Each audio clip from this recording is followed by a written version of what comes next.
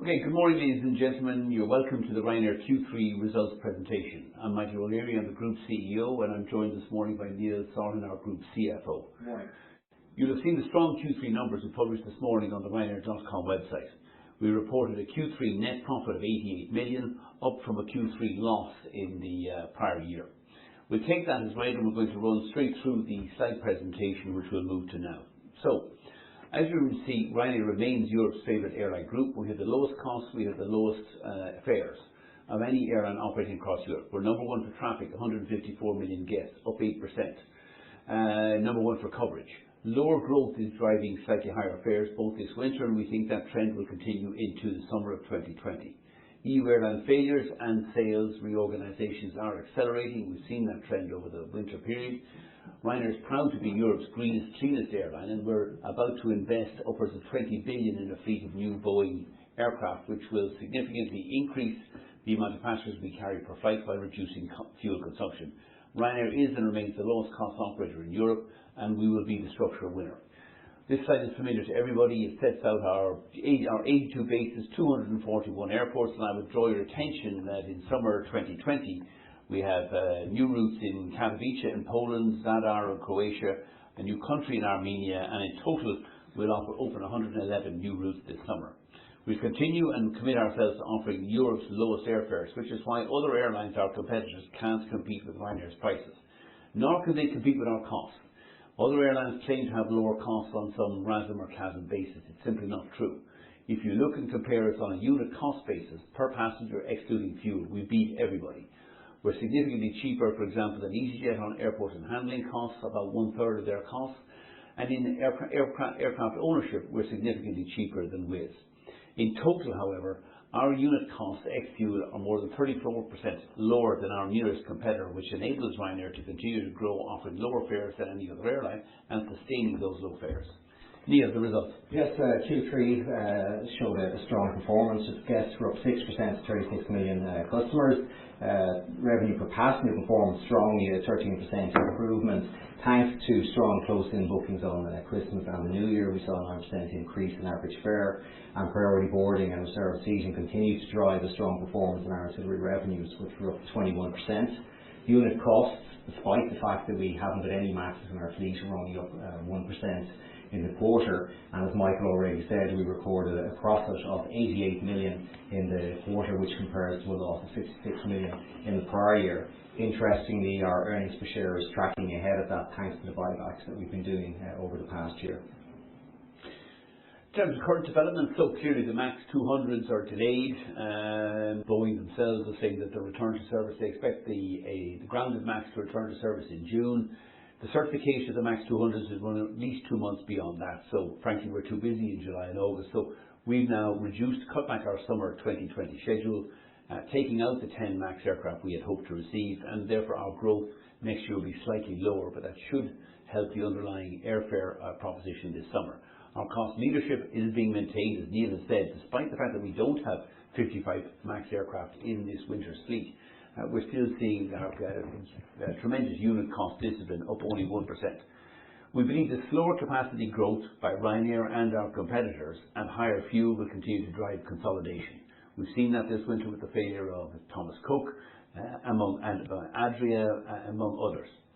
There will be slightly higher Lauda losses due to the price war with Lufthansa subsidiaries in both the German and the Austrian market. We believe they are engaged in below cost selling, but we are the lowest cost operators, and we'll continue to meet and beat them on price. We're continuing to make significant environmental progress, and we're pleased to announce today we've appointed our first Director of Sustainability, who will be the focus for delivery of these ambitious environmental targets. Of the 700 million share buyback, we have about 440 million euros now completed. There's about 260 million to go. We expect to run that programme out slightly longer now, completed by about the end of July. And as you will have seen in early January, we raised our full year guidance from an old range of 800 million to 900 million. The new range is now 950 million to 1,050,000,000 euros. The MAX update. So we have 210 aircraft on orders. They will be delayed now until the winter of 2020. That means slower FY21 growth. We're reducing it from 162 million to probably about 56 million over the next 12 months. Most of that growth will be delivered by the additional A320s in Lauda. It has led, regrettably, to some base closures this winter because we've had a constrained capacity with fewer aircraft. So we've closed bases in Arrecife, in the Canary Islands, Belfast, Hamburg, Las Palmas, Nuremberg, Stockholm, Skavsta and Tenerife South. We've frozen our PDP payments to Boeing. We do want to restart those PDP payments, but only once we have certainty on our MAX delivery programme. We continue to look through the current noise, and we believe this is a great aircraft. It does carry 4% more passengers per flight at 16% lower fuel consumption. Our senior pilots, our training pilots have been in the MAX simulators. They've been in the NG simulators. We recreate, and they're very confident that this is a great aircraft. It handles brilliantly, and that our customers are going to really like it when we start taking it on board. But the result of this delayed delivery means we're now moving out. Our target of 200 million guests will be delayed from currently FY24. It will now be FY25 or FY26, depending on when we can take the deliveries of all 210 of these aircraft. Consolidations continue. In recent months, we've seen the failure of Ernst Airlines in Italy, RYAAY in Slovenia, Thomas Cook, the charter airline, has been the big failure last autumn. TAP is currently for sale, so is Croatia Air. Air Europa and Condor have been sold. Alitalia, Flybe and Tarom are now in receipt of state aid. And even in Vienna, where Laudamotion is losing money, we've seen Eurowings significantly cut back their programme. In fact, they're closing their Vienna base. Level has cut back its programme, and EasyJet has failed to grow. The Lauda losses have increased marginally from 80 million to 90 million this winter. But it's entirely an average fare issue. Fares have been lower than expected and significantly lower than budgeted.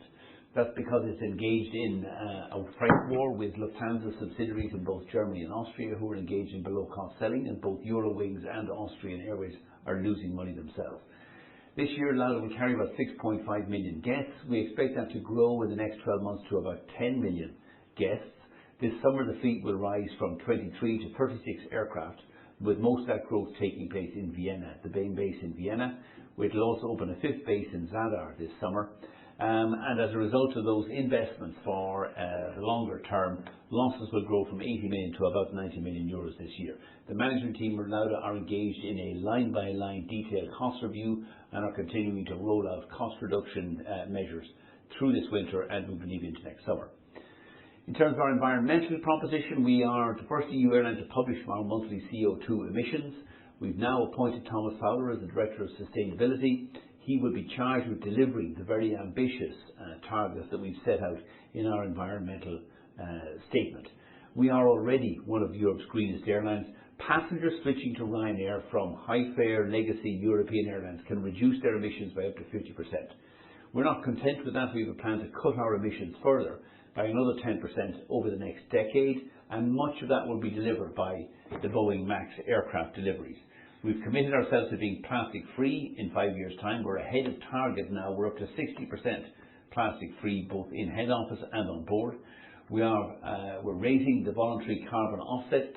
This summer from April, it will rise from €1 to €2 per flight. It doesn't offset all of our carbon emissions, but it is an indication for those customers who want to offset or make a contribution towards the carbon offset of their flights can do so. And critically, we're on the dawn of taking delivery of 210 new Boeing 737 aircraft, which will cut our fuel consumption and cut our noise emissions while carrying 4% more passengers. Neil, do you want to take the guidance? I will, Michael, thank you. So as guided to the market on the 10th of January, we expect profits to be in a new range of 0.95 billion to 1.05 billion. The moving parts in there, we'll see our traffic increased by 8% to 154 million. Revenue per passenger, thanks to the strong performance on ancillaries and slightly better than expected average fares, will be up approximately somewhere between 3 and 4%. Unit costs ex-fuel will be up just 2%, and that's with no MAXes in the fleet this year. Our fuel bill at current spot prices will be somewhere in the region of about 440 million higher than last year. So a good performance for the year. This, of course, as is always the case, is very much dependent on close-in bookings for the rest of the quarter and the absence of security events. And before anybody asks, we won't be giving any guidance this morning. We'll do that on the full year in May. Okay, Now we'll open it for questions and answers.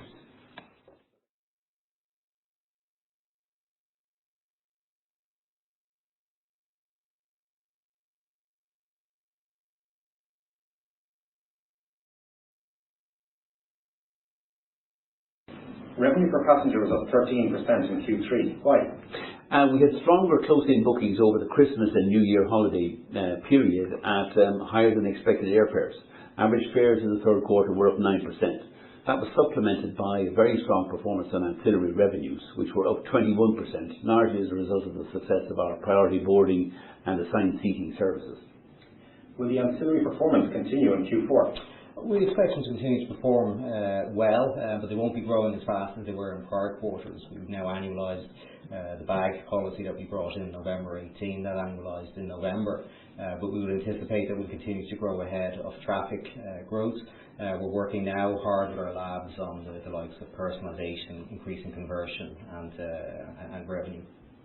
How are fares performing in Q4? Bookings at the moment are only about 1% ahead of where they were the same day last year at modestly better than expected airfares. However, we would caution last year's Q4 was the comps are particularly soft. It was a particularly weak period, so we would continue to be cautious. And we don't have any presence of Easter at the back end of March. Is the yield improvement Ryanair specific or an improving environment? It's a combination of the two. Clearly the capacity coming out of the market has been helpful. We've seen a number of consolidations and failures, and of course the MAX deliveries haven't made their way into Europe over the course of the last year into our fleet. We've taken a number of steps ourselves to reduce underperforming bases and routes over the winter, and we're also seeing the benefit of the new 10 kg bag product, the checked 10 kg bag that we introduced last year in the scheduled revenue numbers. Are there any new developments from labs? Labs successfully rolled out the new digital platform in November. We've seen that continue to deliver superior conversion on some of the optional customer services like priority boarding and reserved seating. Labs are now focused on increasing personalisation, particularly of the ancillary offers to guests. And car rental became our new car hire partner in late 2019, and we believe they will help to grow revenues strongly in the car hire segment over the next 3 years. How did the costs perform in Q3? Relatively well. We saw a 1% increase in unit costs ex-fuel. The reasons for the increase are staff costs, where pilot pay increases are continuing to annualise. We've also seen a slowdown in resignations and an increase in crewing ratios due to the non-delivery of the MAX aircraft. The MAX is also having an adverse impact on our maintenance costs as we're flying over aircraft for longer, having to shop visit them more frequently. On the plus side, all the hard work that our ops and engineering team have done over the past year to improve on-time performance, which is now running at over 90%, excluding ATC, has led to a great improvement in our EU261 compensation, and that's thankfully down to the new handling arrangements in Stansted, in Poland and in Spain. Any update on your fuel hedging? Yeah, as you know, we're 90% hedged in the current year to the end of March 2020 at about $71 per barrel. We took advantage of the recent dip in prices, so we've now can announce that we're 90% hedged for FY21 at a fraction over $60 per barrel. Are you seeing any customer reaction to the environmental focus recently? Yes, our flights are fully booked, 96% load factors, and we're about 1% better booked than we were at this time last year. I think a big element of this is people realising that they can halve their CO2 emissions by switching from the legacy carriers to Ryanair. We have the lowest CO2 per passenger kilometre of any airline in Europe, and indeed more of our customers, over 3% of them now, are opting for the voluntary carbon offset, with a particularly high percentage of our German customers doing so. You appointed a Director of Sustainability in December. What will they do?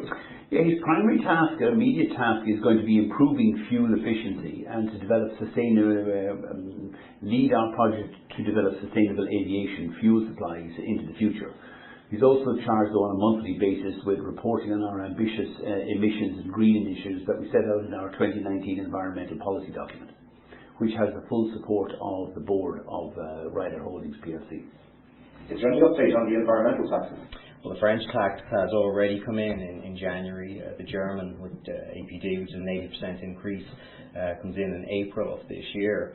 I think an opportunity has been missed here to reflect and reward high-performing airlines like ourselves with high load factors and young fleets with relatively low fuel burn, and instead exempting connecting traffic for legacy carriers, which tends to burn more fuel. I think a lot of people miss the fact that Ryanair customers are paying over 11% of their ticket price in aviation taxes already, which is about 630 million on an annualised basis. So there's a big opportunity here. Aviation accounts for 2% of CO2 in Europe, which compares to about 6% on shipping. But there's a big opportunity here to encourage airlines like ourselves to invest in new technology like the MAX, which has a 16% lower fuel burn, rather than exempting connecting traffic and effectively giving subsidies to legacy carriers. How are the group airlines developing? They're developing strongly. This summer, in the summer of 2020, for example, Lauda will grow to 36 aircraft in the fleet. It will open a new base at Zadar. Buzz in Poland will have grown its fleet to over 50 aircraft, 7 of which will be in the Polish charter market. The balance will be flying, operating our sub-services for Ryanair at most of our Central and Eastern European bases. And Air Malta is growing strongly. It is taking over most of the Ryanair bases in Italy, Germany and France, and will rise to a fleet of almost 100 aircraft by the summer of 2020. Would you consider M&A? It wouldn't be the first thing on our list. We plan to grow organically over the next few years with 210 aircraft coming into the fleet, and that's what we do well. That said, I think there will be opportunities where there's competition overlap as more airlines either go out of business or consolidate over the next number of months and years. We already have a process in Italy where Alitalia are up for sale, TAP in Portugal, and recently we've seen the likes of Airlines in Italy go out of business, so that there will be opportunities, but we'll primarily grow organically. Michael, with Eddie Wilson and the other airline CEOs now in situ, what's your day-to-day focus?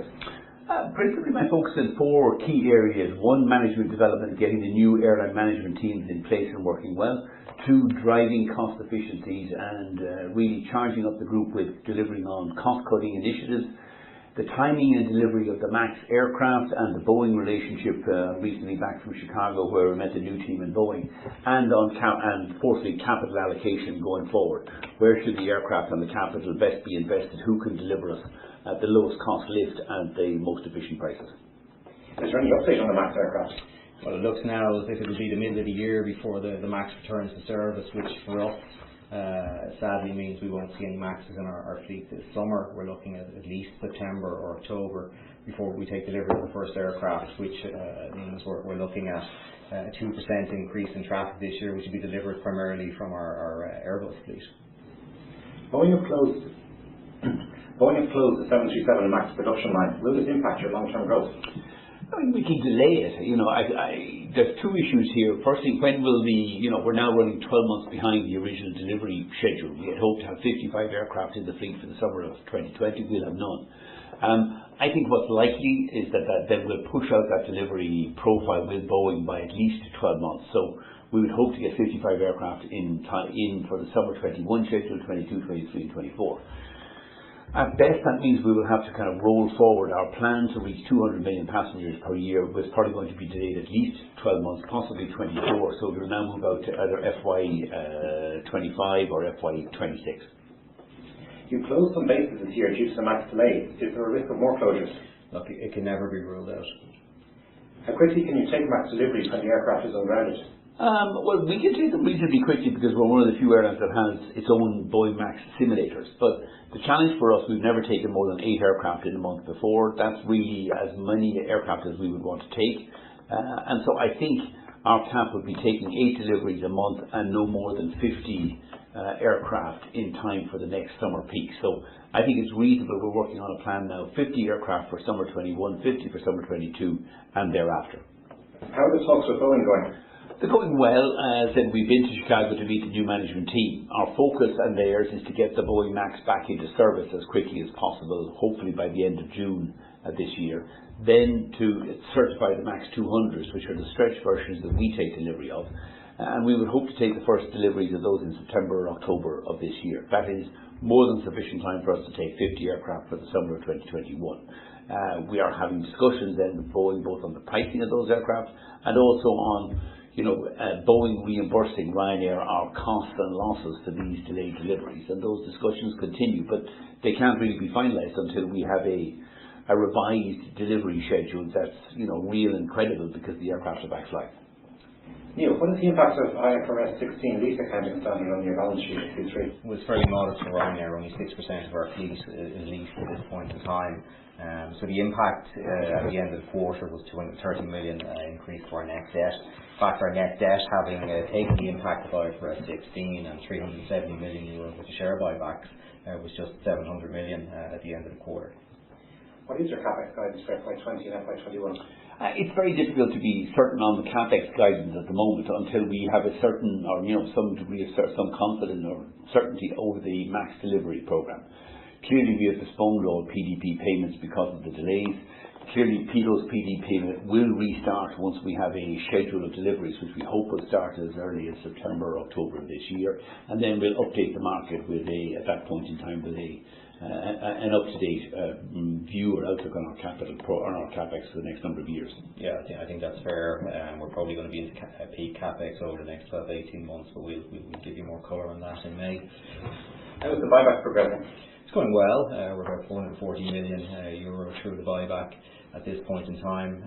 However, as we wait for firm delivery schedules on the MAX, as we start to focus on the repayment of debt, particularly our first bonds in 2021, we think we'll slow down the buyback programme. So this one will run out to the end of July, and then we'll start to focus on debt. We have an opportunity over the next 18 months to pay down about 1.3 billion of debt, which will strengthen up the balance sheet and take some of the more expensive interest off the P&L, about 2% interest rate. So that again will be positive for the numbers coming through. Can you update on FY20 guidance? Yeah, we guided on the 10th of January, so we expect our profit after tax to be in a new range now of 0.95 to 1.05 billion. Based on current trading, we're probably somewhere close to the middle of that range. Traffic will grow by about 8%, 154 million guests.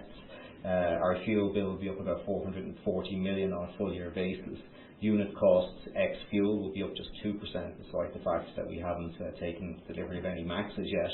And depending on where close-in bookings end up, we think revenue driven by the strong ancillaries will be up somewhere between +3% and +4% on a full year basis. And this, as always, is predicated on no unforeseen events in the market. Can you provide any guidance for FY21? No, it's far too early still to be looking at guidance for FY21. We're still working on finalising the budget. We hope to have that done maybe in the next month or two. But it's a movable feast based on the outcome of the MAX delivery discussions. I think we would hope to be in a position to update the market at the time of the full year results in May.